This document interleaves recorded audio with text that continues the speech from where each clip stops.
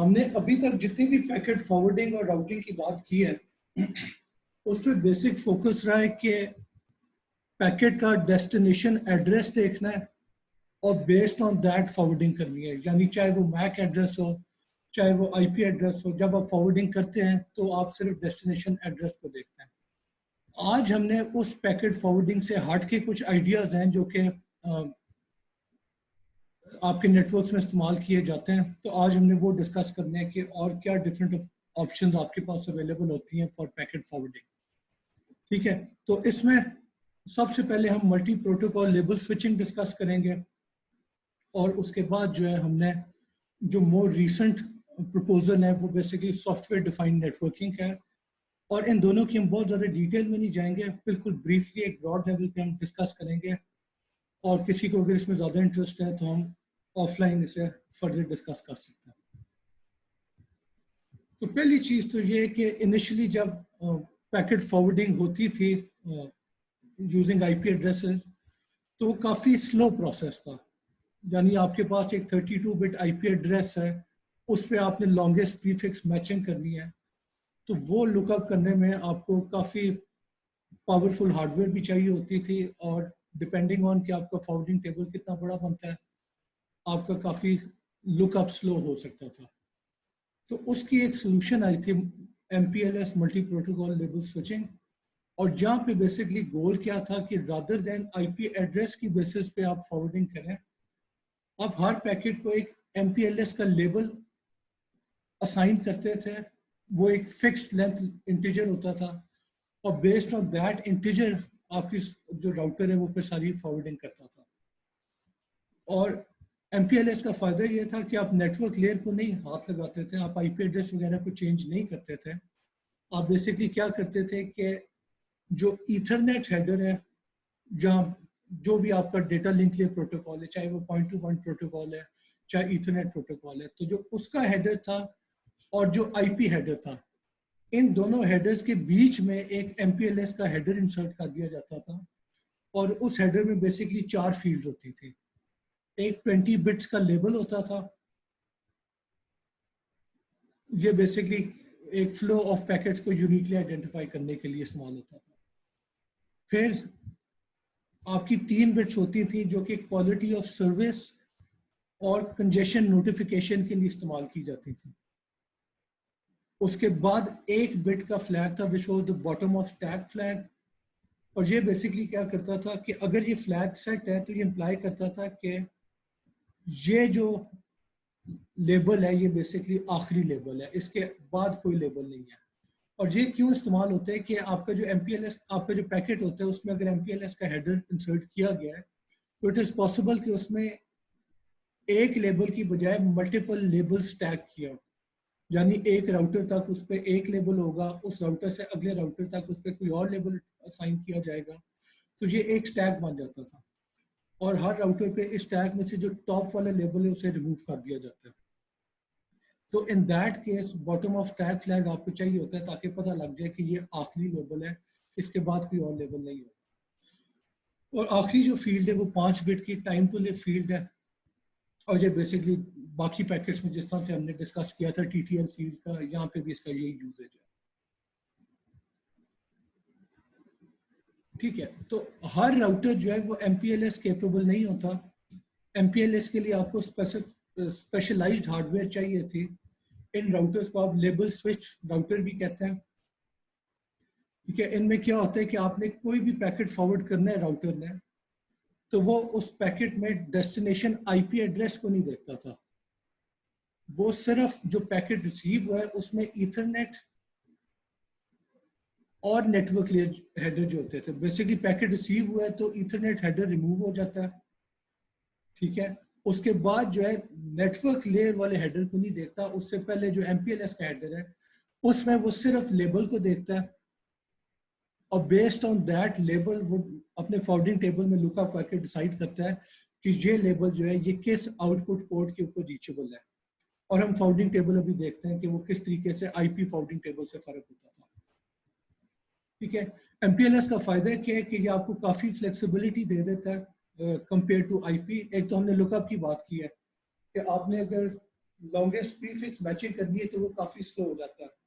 तो MPLS पे label की बेसिस पे अगर आप लुकअप करेंगे तो वो काफ़ी फास्ट लुकअप है। ठीक है, इसके अलावा क्या फ़ायदा है MPLS का? एक ट्रैफिक इंजीनियरिंग है। ट्रैफिक इंजीनियरिंग क्या होते हैं क्लास के, आपके पास मल्टीपल पाथ्स हैं, तो अगर एक ही पाथ के ऊपर ट्रैफिक जा रही है और आप चाहते हैं कि उसे स्प्लिट करना है, तो इस कॉन्सेप्ट को बेसिक ट्रैफिक इंजीनियरिंग कहते हैं कि ओवरऑल ट्रैफिक को आपने इस तरीके से मैनेज करना है, यानी कुछ पैकेट हैं वो एक पाथ के ऊपर फॉरवर्ड किए जाएं, कुछ पैकेट हैं जो किसी और पाथ पे फॉरवर्ड किए जाएं।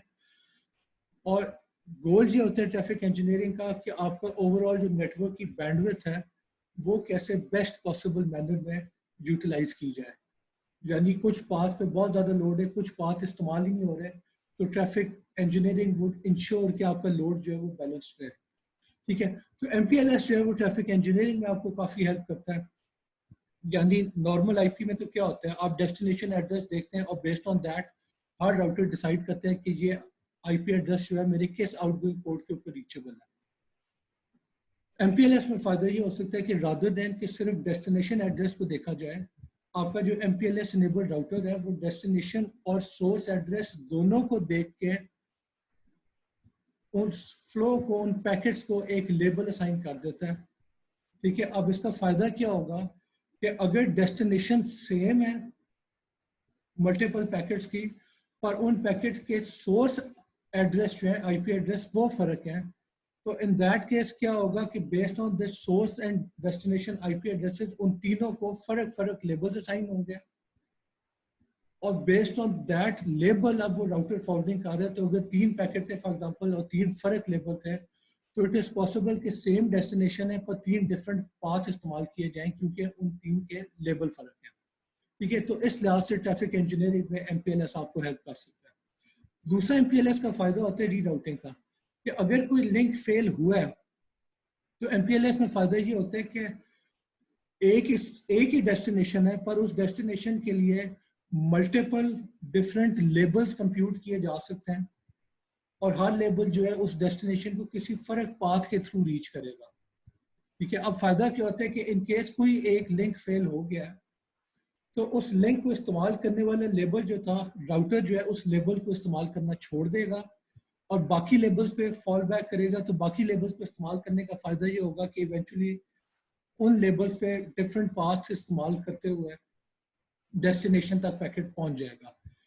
ठीक है, फायदा क्या है कि फेलियर के केस में आप अगर राउटिंग एल्गोरिथम दोबारा से रन करते हैं तो वो एक लंबा प्रोसीजर होता है, उसमें आपको टाइम लगता है और टिल दैट टाइम आपका जो पैकेट है वो डेस्टिनेशन से कट ऑफ हो जाता है, वो नहीं रीच कर सकता। MPLS में क्या फायदा है, आपने प्री कंप्यूट किए होते हैं बैकअप पाथ, यानी एक ही डेस्टिनेशन के लिए मल्टीपल आप लेबल डिटरमिन कर लेते हैं और हर लेबल एक फर्क पाथ के थ्रू डेस्टिनेशन को रीच करता है। तो अब अगर कोई लिंक फेल हुआ है तो आप सिंपली उस लेबल को इस्तेमाल करना छोड़ दें और किसी और लेबल को यूज कर लें तो आपका डेस्टिनेशन तक पैकेट पहुंच जाएगा।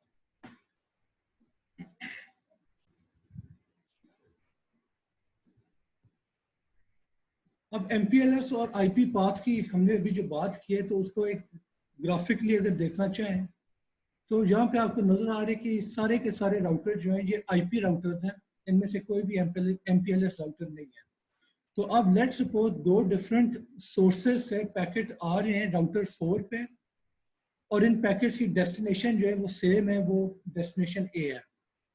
तो आपको नजर आ रहा है कि दोनों जो पैकेट होंगे वो एक ही पाथ फॉलो करेंगे।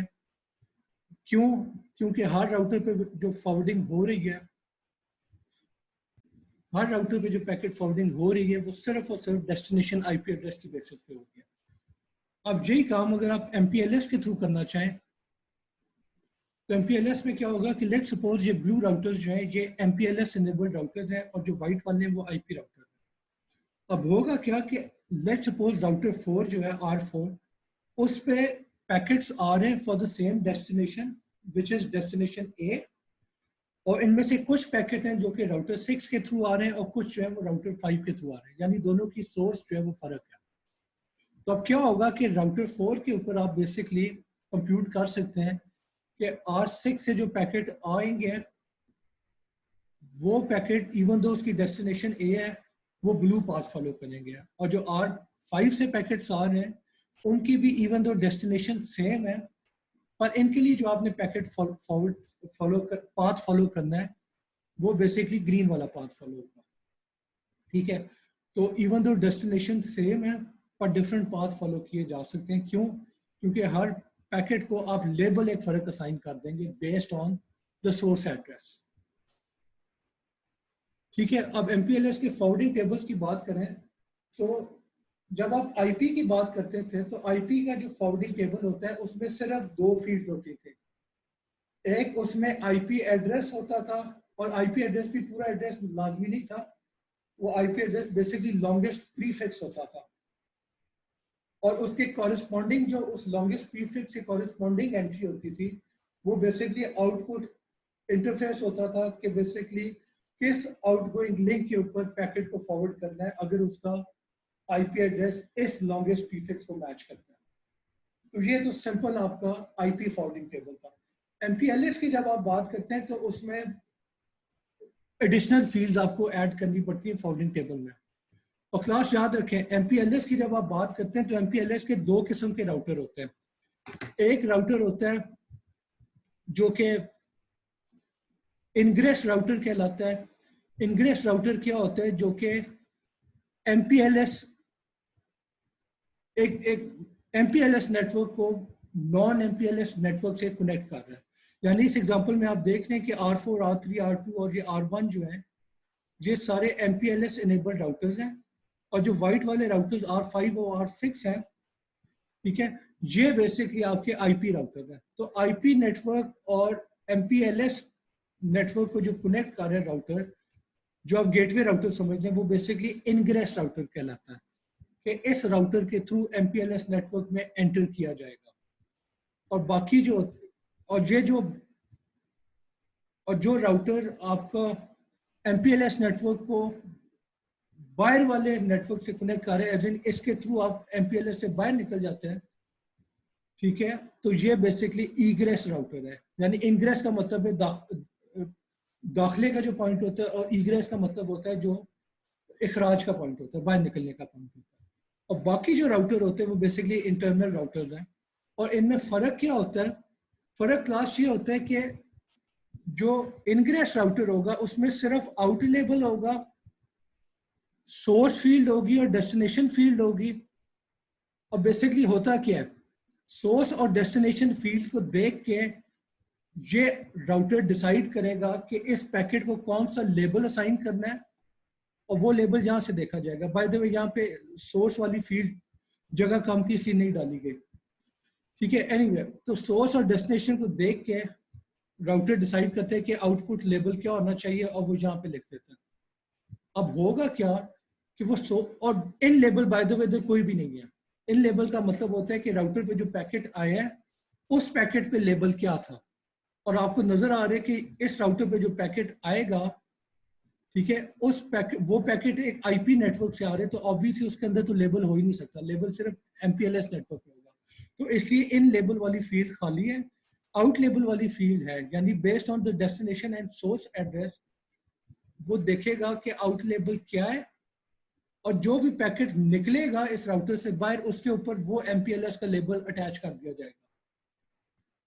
और दूसरी जो फील्ड है वो आउट इंटरफेस की है। यानी फॉर एग्जांपल पैकेट R6 से आया है और उसकी डेस्टिनेशन A है, तो उस पैकेट पे लेबल 10 लग जाएगा और वो लिंक 0 के ऊपर फॉरवर्ड कर दिया जाएगा। ऑन दी अदर हैंड, अगर राउटर R5 से पैकेट आया है और उसका डेस्टिनेशन भी A है, तो उस पे आउट लेबल 8 अटैच किया जाएगा और वो इंटरफेस 1 के ऊपर फॉरवर्ड कर दिया जाएगा। और तीसरा जो इधर एंट्री है वो डेस्टिनेशन D है कि डेस्टिनेशन D पे अगर पैकेट आया है और उसका आउट लेबल 12 होगा और फॉरवर्ड जो है वो लिंक 0 के ऊपर कर दिया जाएगा, ठीक है, इररिस्पेक्टिव ऑफ कि पैकेट R5 से आया था कि R6 से आया था, वो इसी पाथ पे फॉरवर्ड हो जाएगा, ठीक है। तो क्लास ये तो बात होगी इनग्रेस राउटर की। इंटरनल राउटर की बात करें तो वहां पे आपको नजर आ रहा है कि वहां पे इन लेबल, आउट लेबल और डेस्टिनेशन और इंटरफेस की फील्ड्स हैं। जहां पे बेसिकली क्या होगा कि वो देखेगा कि इन लेबल क्या है, यानी पैकेट जो रिसीव हुआ है उसके ऊपर MPLS का लेबल कौन सा अटैच्ड है, फिर वो देखेगा कि डेस्टिनेशन IP एड्रेस क्या है, और बेस्ड ऑन दैट यानी डेस्टिनेशन IP एड्रेस और इनकमिंग लेबल दोनों को देख के वो इस टेबल में मैचिंग करके डिटरमिन करेगा कि आउटगोइंग लेबल क्या है, नंबर 1। नंबर 2, उस पैकेट को फॉरवर्ड किस आउटगोइंग इंटरफेस पे करना है। यानी अगर इन लेबल 10 है, राउटर 4 से पैकेट आया है, राउटर 4 पे आउट लेबल 10 था, तो राउटर 3 का वो इन लेबल 10 हो जाएगा। अब वो इन लेबल 10 और डेस्टिनेशन D है for example, sorry destination A है, ठीक है, तो उस पैकेट का इन लेबल रिमूव कर दिया जाएगा और उसकी जगह जो लेबल है वो 6 लग जाएगा, और वो पैकेट इन आउटगोइंग इंटरफेस 1 पे फॉरवर्ड कर दिया जाएगा ताकि वो डेस्टिनेशन A तक पहुंच जाए। और लास्टली जो आपका ईग्रेस राउटर है वहां पे आपको नजर आ रहा है कि इन लेबल होगा और डेस्टिनेशन B होगी पर आउटगोइंग लेबल नहीं है। क्यों? क्योंकि आउटगोइंग लेबल लगाने का फायदा नहीं है कि इस राउटर के बाद वाला जो भी नेटवर्क होगा या कोई एंड डिवाइस होगा वो MPLS इनेबल्ड नहीं है, तो इसलिए आप अगर आउट लेबल लगा लेते हैं तो ऑब्वियसली कंफ्यूजन होगी। तो इसलिए जो इग्रेस राउटर होता है उस पर आउट लेबल नहीं लगता, वो सिंपली MPLS हेडर को रिमूव कर देगा और बाकी जो पैकेट है एक नॉर्मल पैकेट की तरह, नॉर्मल IP पैकेट की तरह उसे फॉरवर्ड कर दिया जाएगा। अब यहाँ पे एक सवाल आता है कि आप जो भी मैचिंग कर रहे हैं उसमें आप इन लेबल को भी देख रहे हैं और डेस्टिनेशन IP एड्रेस को भी देख रहे हैं, आप सिर्फ इन लेबल को क्यों नहीं इस्तेमाल कर लेते हैं? यानी इन लेबल 10 है तो उसका आउट लेबल 6 करके इंटरफेस 1 पे फॉरवर्ड कर दो, ये क्यों नहीं आप कर रहे? आप उसकी डेस्टिनेशन पे भी क्यों मैच कर रहे हैं? तो क्लास उसकी वजह ये होती है कि इट इज पॉसिबल कि मल्टीपल डिफरेंट डेस्टिनेशंस के लिए सेम इन लेबल हो। यानी फॉर एग्जांपल इन लेबल 10 है और डेस्टिनेशन A है, सिमिलरली इन लेबल 10 है और डेस्टिनेशन D है, तो इसलिए आप दोनों फील्ड्स में मैच करते हैं ताकि आपको पता हो कि अगर लेबल ये और डेस्टिनेशन ये है तो उसे कौन सा आउट लेबल असाइन करना है और किस आउटगोइंग इंटरफेस पे फॉरवर्ड करना है। क्योंकि याद रखें कि आपके लेबल जो होते हैं वो एक तो limited number of labels available होते हैं, नंबर 1। नंबर 2, ये भी बात याद रखें कि आपका ये काफी मुश्किल हो जाता है कि एक एंड से दूसरे एंड तक आप एक यूनिक लेबल पूरे के पूरे पाथ पे एक ही पैकेट को असाइन करें, क्योंकि वो लेबल शायद किसी और राउटर पे किसी और डेस्टिनेशन किसी और इनपुट के लिए इस्तेमाल हो रहा हो। तो इसलिए बेसिकली आपकी जो भी लेबल असाइनमेंट वाली डिसीजन होती है लोकलाइज होती है और हर राउटर पे फिर based on the in label and the destination label, sorry in label and the destination IP address decide किया जाता है। सिर्फ वो राउटर डिसाइड करता है कि इसका आउटगोइंग लेबल क्या होगा और फिर अगले राउटर पे ये डिसीजन जो है ये पिछले राउटर से बिल्कुल इंडिपेंडेंटली ली जा रही है।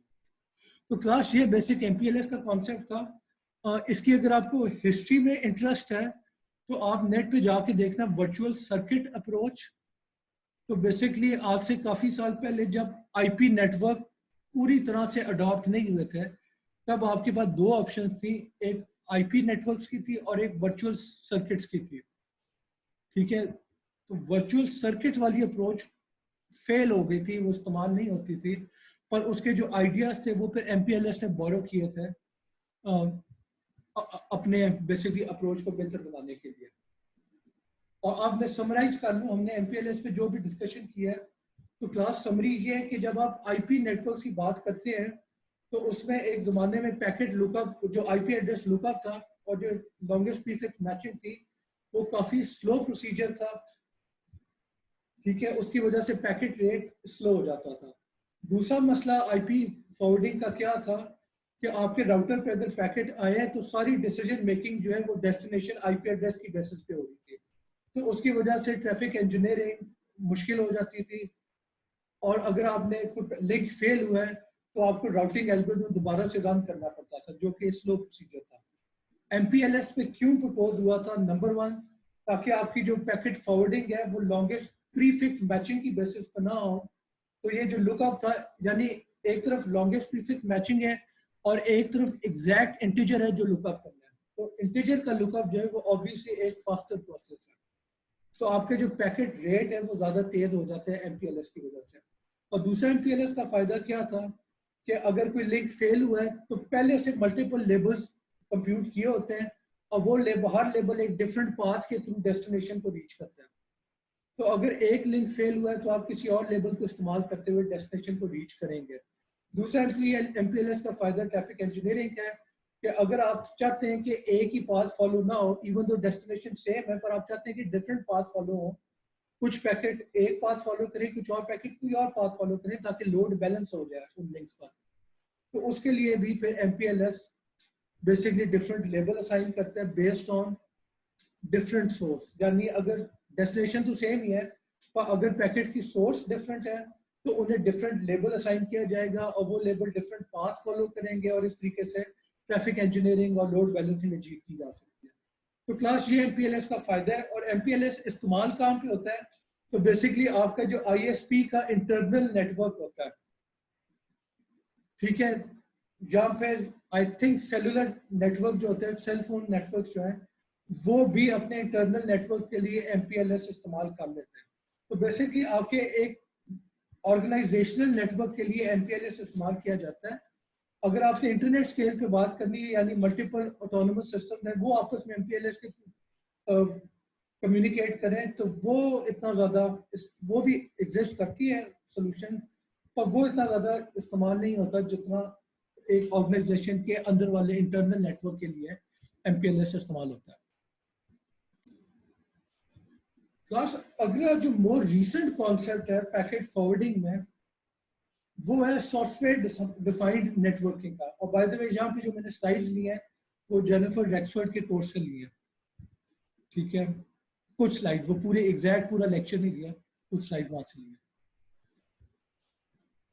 तो जब आप इंटरनेट की बात करते हैं तो इंटरनेट एक रिमार्केबल सक्सेस स्टोरी है, ठीक है, यानी इन व्हाट सेंस कि आज से कुछ डेकेड्स पहले कुछ 4 रिसर्च लैब्स थे, 3 या 4 रिसर्च लैब्स थे जिन्होंने आपस में एक नेटवर्क क्रिएट किया था, और वो बेसिकली फादर था मॉडर्न इंटर नेटवर्किंग का, ठीक है।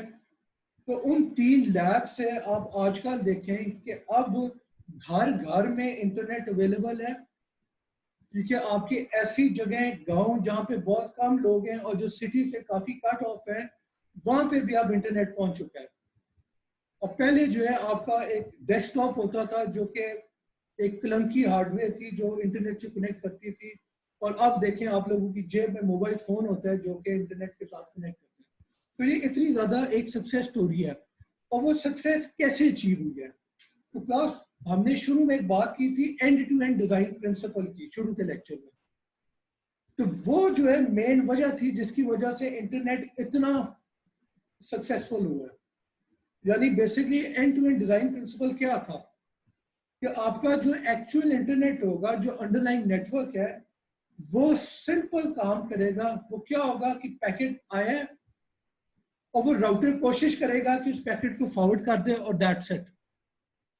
यानी आप अगर अंडरलाइंग नेटवर्क की बात करें तो अंडरलाइंग नेटवर्क क्या करता है, एक राउटर ने पैकेट रिसीव किया है, उस पैकेट को क्यू किया है, उसका डेस्टिनेशन आईपी एड्रेस देखे है, और based on that destination IP address उसे फॉरवर्ड कर दिया, ठीक है। तो आपकी जितनी भी इंटेलिजेंस थी, जितनी भी कॉम्प्लेक्सिटी थी, वो सारी की सारी आप राउटर से हटा के आपने एंड होस्ट के ऊपर डाल दी। यानी कंजेशन कंट्रोल है, आपकी एप्लीकेशन स्पेसिफिक फीचर है, फ्लो कंट्रोल है, पैकेट रिलायबिलिटी है, पैकेट लॉस रिकवरी है। तो ये सारी चीजें आपने नेटवर्क से हटा के एंड मशीन के ऊपर ले गए, ठीक है। अब हुआ क्या, अब आपके पास 2 किस्म के वेंडर आ गए। एक वेंडर था जो कि एंड मशीन के ऊपर फोकस करता था, और एक आपका वेंडर होता था जिसका काम सिर्फ और सिर्फ राउटर के ऊपर फोकस करना है कि राउटर में पैकेट फॉरवर्डिंग को किस तरह से स्पीड अप किया जा सके। तो इससे फायदा क्या था कि नेटवर्क आपके सिंपल थे, और जो एप्लीकेशन थी उनमें आप बहुत ज्यादा इनोवेशन लेके आ रहे थे। यानी वेब हो गया, वेब ब्राउजिंग होगी, पीयर टू पीयर एप्लीकेशन होगी, voice over IP, social networking, virtual world, ये सब कुछ जो है आपका राउटर इन पे फोकस नहीं कर रहे थे। आपकी जो एंड मशीन थी उन पे जो एप्लीकेशन रन कर रही थी वो बेसिकली इस काम पे फोकस कर रही थी। तो इस तरीके से बेसिकली इन पैरेलल दो काम हो रहे थे, एक तरफ राउटर की इंप्रूवमेंट पे फोकस चल रहा था, एक तरफ एंड एप्लीकेशन पे। ठीक है, पर जहाँ पे प्रॉब्लम क्या थी, प्रॉब्लम ये थी कि आपकी मेजॉरिटी जो चेंजेस हो रही थी, ठीक है, वो एज के ऊपर हो रही थी, यानी जो आपकी एंड होस्ट है, एंड मशीन है, उन पे ज्यादा काम हो रहा था। जो राउटर्स पे काम हो रहा था वो फकत ये था कि उसमें मेमोरी जो है वो कैसे फास्टर एक्सेस करें, उस फास्टर एक्सेस और उस मेमोरी के साइज को इंक्रीज कैसे किया जाए, और बिजली जो है वो कैसे कम इस्तेमाल की जाए, और जो पैकेट फॉरवर्डिंग हो रही है based on the destination address, उस पैकेट को कैसे एक फास्ट मैनर में फॉरवर्ड किया जा सके। बस इसके अलावा राउटर्स में कोई इनोवेशन नहीं हो रही थी। ठीक है, और क्या वजह है कि राउटर्स में इनोवेशन नहीं हो रही थी? तो क्लास देखें, राउटर जो है वो एक क्लोज्ड इक्विपमेंट है बेसिकली। आपका हार्डवेयर और राउटर स्पेसिफिक सॉफ्टवेयर जितना भी होता है वो कंपनी, जो वेंडर होता था, जो कंपनी होती थी वो खुद सप्लाई करती थी, यानी हार्डवेयर भी कंपनी का होता था और उस हार्डवेयर के ऊपर जो सॉफ्टवेयर रन कर रहे हैं वो भी कंपनी का होता था। इस चीज को कंट्रास्ट करें जो आपके एंड होस्ट पे हो रहा था, यानी मैं अगर आपको कहूं कि यार राउटर बना के दो, तो ऑब्वियसली आप राउटर बना के मुझे नहीं दे सकते। अगर मैं आपको एक राउटर खरीद के दे दूं और कहूं कि यार इस राउटर के ऊपर प्रोग्रामिंग करके दो, तो आप वो भी नहीं कर सकेंगे, क्योंकि राउटर का जो प्रोग्राम है वो सिर्फ कंपनी ही कर सकती है। ठीक है, क्लोज इक्विपमेंट है, हर किसी को इजाजत नहीं होती। और अगर मैं आपको कहूं कि यार अपने कंप्यूटर के ऊपर एक नई एप्लीकेशन लिख दो, तो उसके लिए आपको फुल्ली फ्लेक्सिबिलिटी है। अगर आपको प्रोग्रामिंग आती है तो आप कोई भी प्रोग्राम एंड मशीन के ऊपर लिख सकते हैं। तो क्लास इस वजह से कि हर इंसान को इजाजत थी एंड मशीन के ऊपर काम करने की, इसलिए एज के ऊपर बहुत ज्यादा काम हुआ, बहुत ज्यादा इनोवेशन हुई। राउटर्स के ऊपर सिर्फ कंपनी को इजाजत थी काम करने की, तो इसलिए राउटर्स के ऊपर इतनी इनोवेशन नहीं हुई। और दूसरी बात है कि राउटर्स जो है उन्होंने एक स्टैंडर्डाइजेशन करनी होती है। यानी स्टैंडर्डाइजेशन का क्या मतलब है कि अगर सिस्को का फॉर एग्जांपल राउटर है और उन्होंने एक तरीके से काम किया हुआ है, अब वो कोई नया आइडिया अगर लेके आते हैं तो उसमें उनकी कुछ कंस्ट्रेंट्स होती हैं। वो कंस्ट्रेंट्स क्या है कि अगर नया आइडिया सिस्को ने अपने राउटर्स में इंप्लीमेंट करना है तो that should be backward compatible with the older versions. यानी अगर सिस्को एक नया राउटर बनाता है और कहते हैं कि इस नए राउटर की वजह से पुराने, इस नए राउटर में नए प्रोटोकॉल है, नए स्टैंडर्ड इंप्लीमेंट किए हैं, और उसकी वजह से सिस्को के पुराने जितने भी राउटर हैं वो अब बेकार हो गए, वो अब नहीं चलेंगे, तो ऑब्वियसली ये मॉडल वर्केबल नहीं है। क्यों? क्योंकि लोगों ने, कंपनीज ने लाखों करोड़ों रुपए खर्च किए होते हैं अपने राउटर्स पे। अब साल बाद सिस्को आके कहे कि हमने अब नया राउटर बना दिया और पुराने सारे राउटर जाया हो गए, तो ऑब्वियसली उस कंपनी के ऊपर लोग केस कर देंगे और उनकी प्रोडक्ट खरीदना छोड़ देंगे कि उनका तो करोड़ों का नुकसान हो गया। तो इस वजह से भी कि हर राउटर में अगर कोई भी चेंज करनी है तो that change should be backward compatible.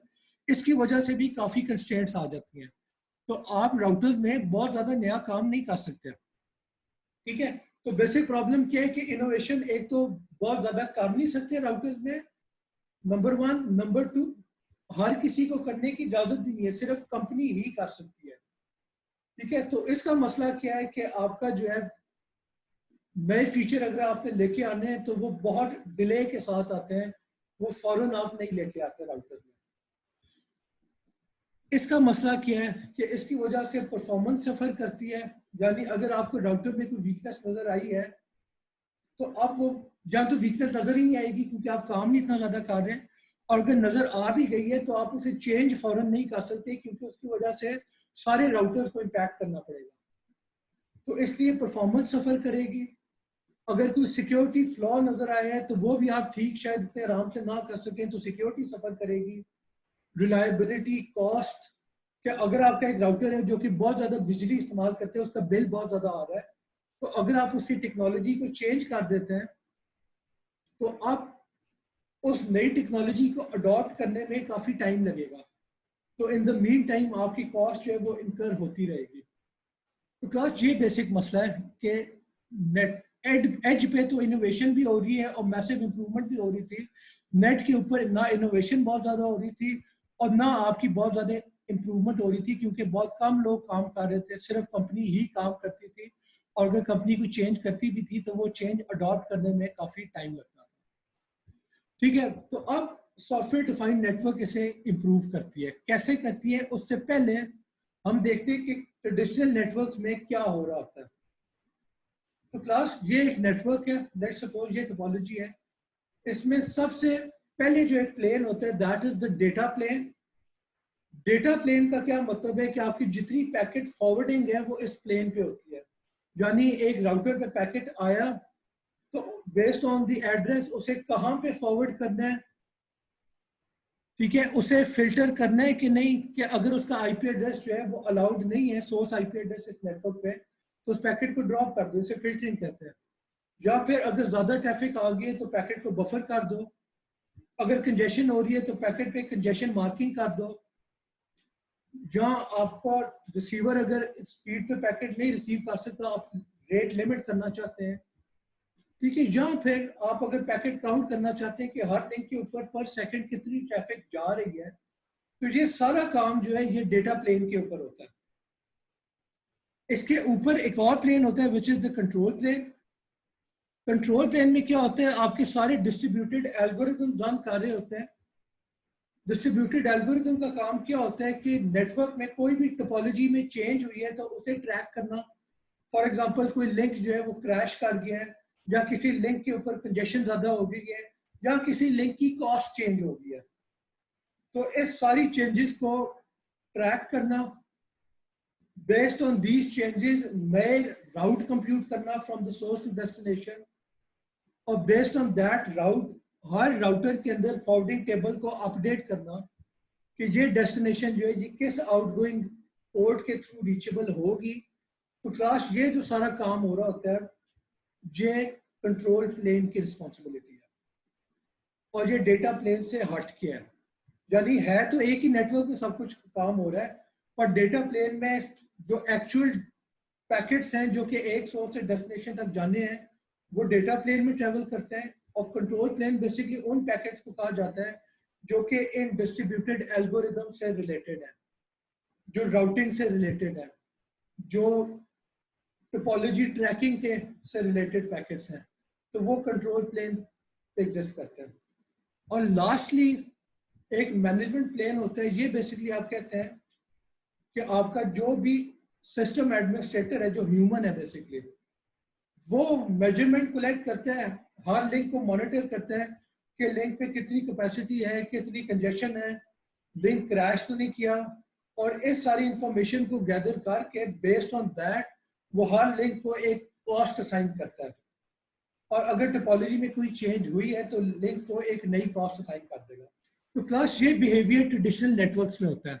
और ट्रेडिशनल नेटवर्क में अगर आपने कोई पाथ कैलकुलेट करना है, शॉर्टेस्ट पाथ, तो वो कैसे होता है, बेसिकली आपकी मैनेजमेंट प्लेन जो है वो हर लिंक को एक वेट असाइन करती है। आपका कंट्रोल प्लेन जो है वो बेसिकली सारे राउटर आपस में राउटिंग एल्गोरिथम रन करते हुए पैकेट शेयर करेंगे, मैसेजिंग करेंगे, और based on that messaging her router independently decide कर लेता है कि मैंने किस लिंक के ऊपर फलानी डेस्टिनेशन को पैकेट सेंड करना है, यानी डेस्टिनेशन जो है किस लिंक के ऊपर रीचेबल है। और ये जब हो जाता है तो lastly data plane kick in करेगा, और जो भी पैकेट रिसीव होगा डेटा पैकेट, वो अपने फॉरवर्डिंग टेबल को कंसल्ट करके डिटरमिन करेगा कि डेस्टिनेशन तक शॉर्टेस्ट पाथ किस आउटगोइंग पोर्ट के थ्रू रीचेबल है, और उस पोर्ट के ऊपर पैकेट को फॉरवर्ड कर देगा। ठीक है, तो ये ट्रेडिशनल नेटवर्क्स में होता है।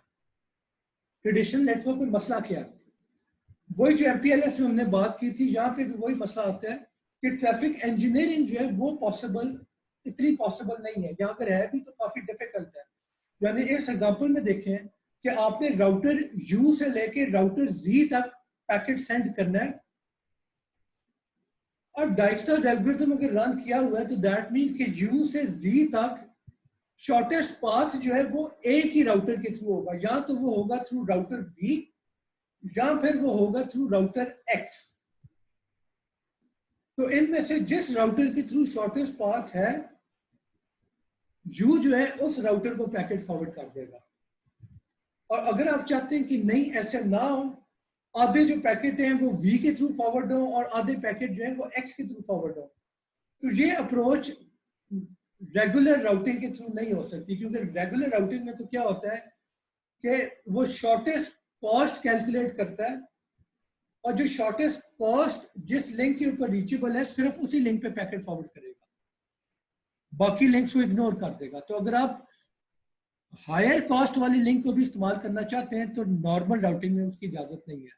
दूसरा एग्जांपल है कि लेट सपोज आपने एक पैकेट सेंड करना है, W पे एक पैकेट आया है U के थ्रू और W पे एक और पैकेट आया है X के थ्रू, और W चाहते हैं उन दोनों पैकेज को फॉरवर्ड Z को करना है, और W चाहते हैं कि जो U वाले पैकेट हैं वो डायरेक्ट Z को जाए और जो X वाले पैकेट हैं वो Y के थ्रू जाए। तो ये भी राउटिंग एल्गोरिथम इजाजत नहीं देगा, क्योंकि राउटिंग एल्गोरिथम क्या करेगा, वो डिटरमिन करेगा कि W के ऊपर शॉर्टेस्ट पाथ टुवर्ड्स Z वो किस लिंक के थ्रू है, इस लिंक के थ्रू है कि इस लिंक के थ्रू है, और फिर कॉरेस्पॉन्डिंग टू दैट जो शॉर्टेस्ट पाथ वाला लिंक है वो बेसिकली एक प्रीफिक्स के कॉरेस्पॉन्डिंग एंट्री डाल देगा कि अगर ये प्रीफिक्स है लॉन्गेस्ट प्रीफिक्स तो वो इस लिंक पे फॉरवर्ड करना है बस, और वो एक ही एंट्री होगी। तो अगर आप ये चाहते हैं कि U वाला पाथ ये फॉलो करे और X वाला जो पैकेट है वो ये पाथ फॉलो करे, तो वो भी नॉर्मल आईपी जो नेटवर्क है, जो नॉर्मल आईपी की राउटिंग होती है उसमें अलाउड नहीं है। तो ट्रैफिक इंजीनियरिंग आपको नजर आ रहा है कि रेगुलर नेटवर्क में काफी मुश्किल है। सॉफ्टवेयर डिफाइंड नेटवर्किंग जो है ये अब एक रिसेंट प्रपोजल है, कुछ साल पहले प्रपोज किया गया था। इसमें बेसिक आइडिया क्या है कि ये जितना कंट्रोल प्लेन है, यानी जो भी राउटिंग डिसीजन है, ठीक है, वो बेसिकली आप राउटर्स के ऊपर नहीं रन करते। यानी पिछले एग्जांपल में क्या था कि आपका जो कंट्रोल प्लेन है वो हर राउटर के ऊपर रन हो रहा है, हर राउटर इंडिपेंडेंटली डिसाइड कर रहा है कि मैंने क्या पाथ, यानी कोई पैकेट जो है वो शॉर्टेस्ट पाथ की बेसिस पे किस लिंक के ऊपर मैं फॉरवर्ड करूंगा, ये हर राउटर खुद डिसाइड करता था। एसडीएन में क्या होता है कि आप एक सर्वर बना देते हैं जिसे आप कंट्रोलर कहते हैं। It is a centralised controller. Controller जो है हर राउटर के साथ कम्युनिकेट करता है, और बेसिकली कंट्रोलर क्या करता है, हर राउटर के ऊपर जो फॉरवर्डिंग टेबल है वो अब कंट्रोलर पॉपुलेट करेगा। यानी पीछे जो हमने देखा था उसमें हर राउटर अपने फॉरवर्डिंग टेबल को खुद पॉपुलेट करता था, अब ये नहीं हो रहा। अब जो है इस कंट्रोलर की रिस्पॉन्सिबिलिटी है कि जो जो राउटर इस कंट्रोलर के अंडर लाई करता है उन सारे राउटर्स पे ये कंट्रोलर फॉरवर्डिंग टेबल को खुद पॉपुलेट करेगा।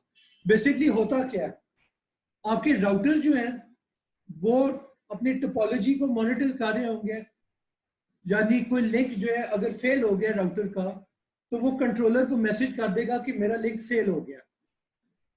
सिमिलरली हर लिंक पे कितनी ट्रैफिक जा रही है वो कंट्रोलर को फॉरवर्ड करके बता देगा कि मेरे इस लिंक पे इतनी कंजेशन है, इस लिंक पे इतनी कंजेशन है, ठीक है, आउटगोइंग लिंक्स पे। और सिमिलरली इनगोइंग लिंक्स के ऊपर कितनी ट्रैफिक आ रही है तो वो भी कंट्रोलर को बता देगा कि मेरे इस लिंक के ऊपर फॉर एग्जांपल इनकमिंग लिंक पे बहुत ज्यादा लोड हो गया है।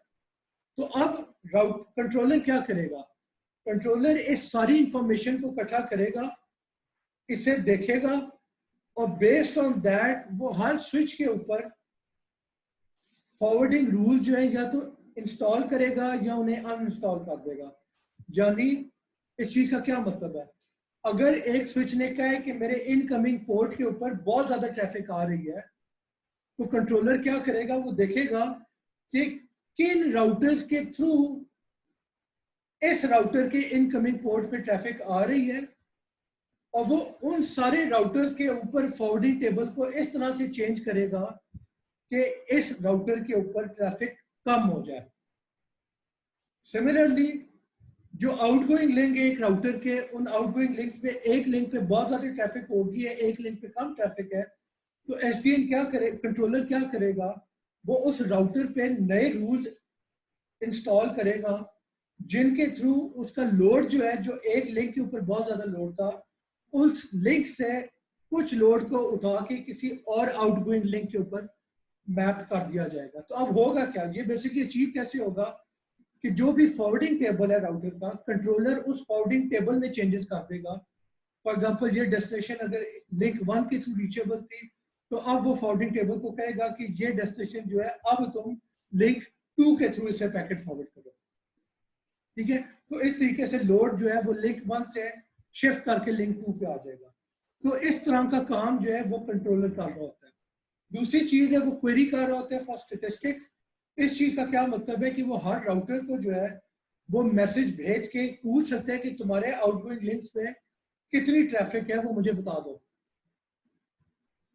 ठीक है, ताकि बेस्ड ऑन दैट वो डिटरमिन कर सके कि किसी लिंक के ऊपर लोड तो नहीं हो गया, और अगर लोड हो गया तो वो किसी और लिंक के ऊपर लोड बैलेंसिंग कर दे।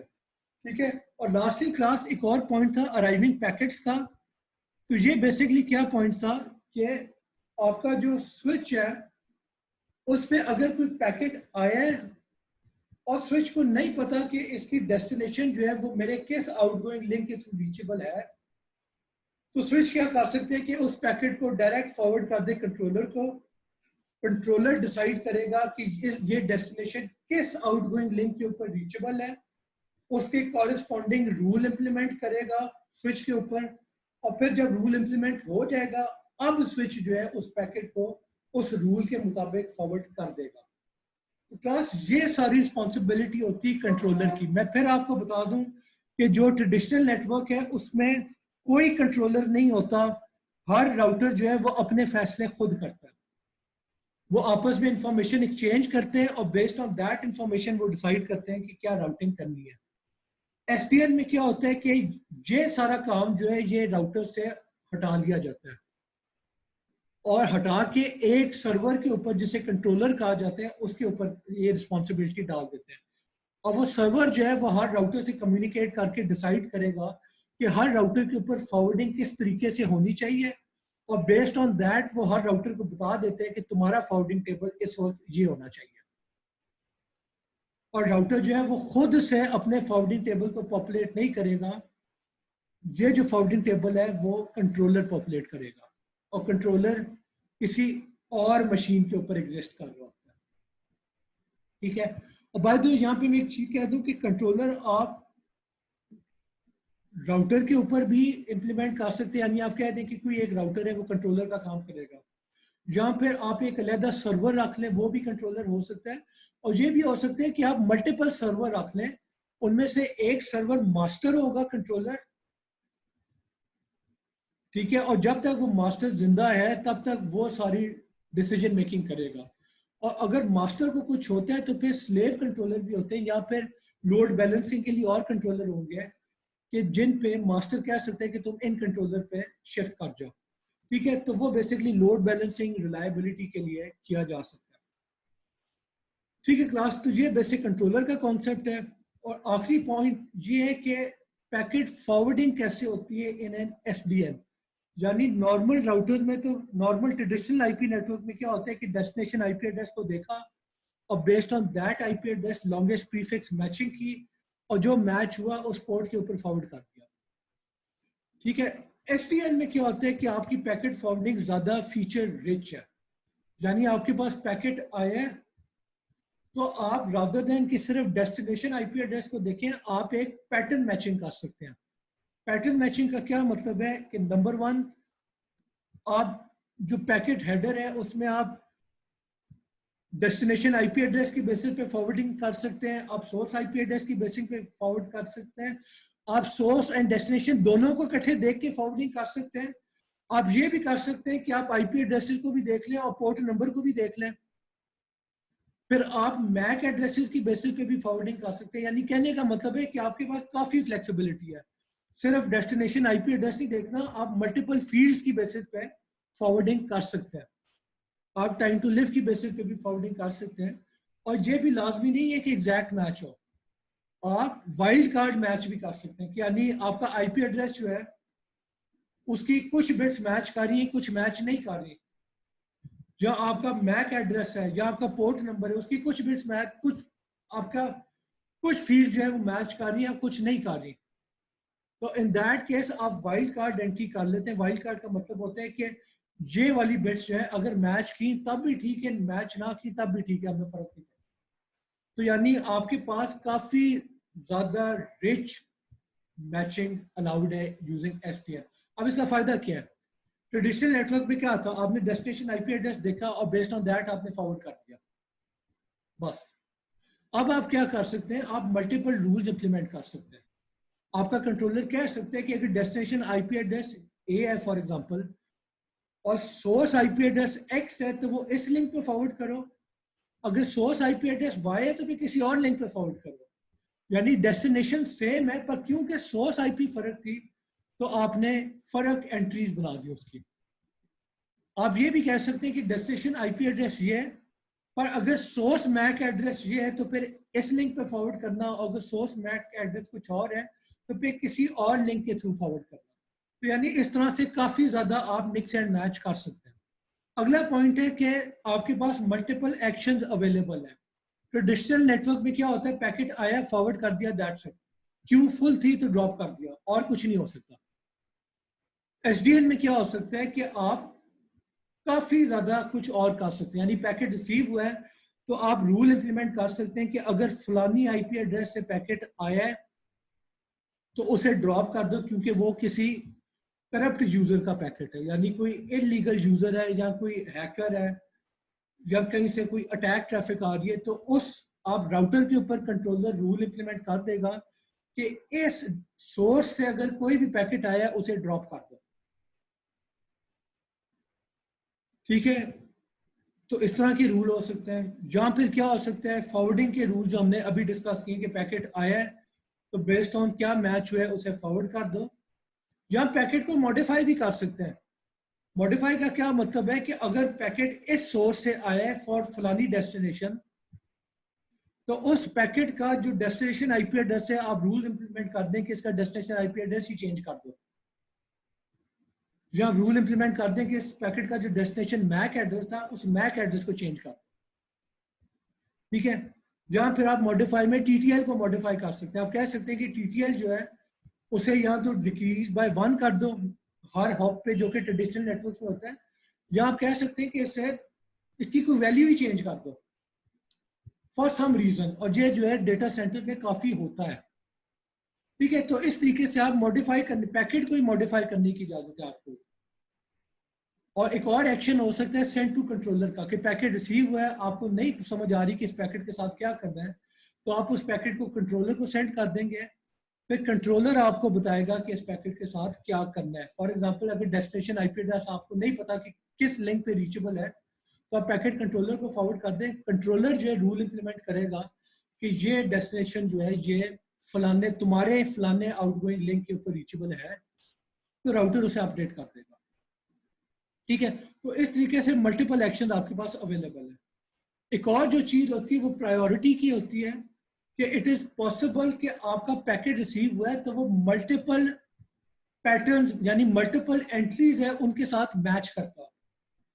तो इन दैट केस आपने कंट्रोलर में स्पेसिफाई करना होता है कि किस मैच की क्या प्रायोरिटी है। यानी अगर मल्टीपल मैचेस हो रहे हैं तो उनमें से हाई प्रायोरिटी वाला मैच कौन सा है, और उस रूल को फॉलो करते हुए एक्शन लिया जाएगा। ठीक है, और लास्टली आपका जब भी पैकेट रिसीव होता है तो आपके स्विच पे काउंटर मेंटेन हो रहे होता है। यानी पैकेट जो है रिसीव हुआ है तो स्विच मेंटेन करेगा कि इस इनकमिंग लिंक पे कितने बाइट्स रिसीव हुए हैं, कितने पैकेट रिसीव हुए हैं, कितने पैकेट और बाइट्स करेक्ट रिसीव हुए हैं, कितने करप्ट रिसीव हुए हैं, और फिर आउटगोइंग लिंक्स पे कि कितने पैकेट फॉरवर्ड किए हैं, कितने पैकेट ड्रॉप हुए हैं, कितनी बाइट्स फॉरवर्ड हुई हैं, कितनी बाइट्स ड्रॉप हुई हैं। तो वो ये इंफॉर्मेशन मेंटेन करता है हर स्विच। और जो आपका कंट्रोलर है वो पीरियोडिकली स्विच को मैसेज करके पूछ सकता है कि मुझे ये इंफॉर्मेशन प्रोवाइड करो और फिर बेस्ड ऑन दैट इंफॉर्मेशन वो नेटवर्क की जो प्लानिंग है और जो राउटिंग है वो कंट्रोलर डिसाइड कर सकता है, और बेस्ड ऑन दैट डिसीजन वो हर स्विच को, हर राउटर को बता सकता है कि तुमने ये वाला रूल जो है अपने फॉरवर्डिंग के लिए इम्प्लीमेंट कर देना। बस ठीक है क्लास। तो ये हमने एसडीएन का एक ब्रीफ ओवरव्यू किया है। मैं फिर से रिकैप कर दूं, एसडीएन में क्या होता है कि रादर देन कि कंट्रोल प्लेन हर स्विच अपना, हर राउटर अपना खुद रन करे, एसडीएन में क्या होता है कि आपका एक कंट्रोलर है वो पूरे नेटवर्क को मॉनिटर कर रहा होता है, और बेस्ड ऑन दैट मॉनिटरिंग वो पूरे नेटवर्क के हर राउटर के ऊपर रूल्स इंप्लीमेंट करता है। और हर राउटर का काम सिर्फ ये है कि कंट्रोलर ने जो रूल बता दिया मैंने सिर्फ उस रूल को फॉलो करना है, दैट्स इट। अपनी तरफ से राउटर जो है कोई खुद से रूल इंप्लीमेंट नहीं करेगा और अपनी तरफ से कोई भी राउटिंग की डिसीजन नहीं लेगा। ठीक है, तो class with that we come to the end of this lecture. Thank you.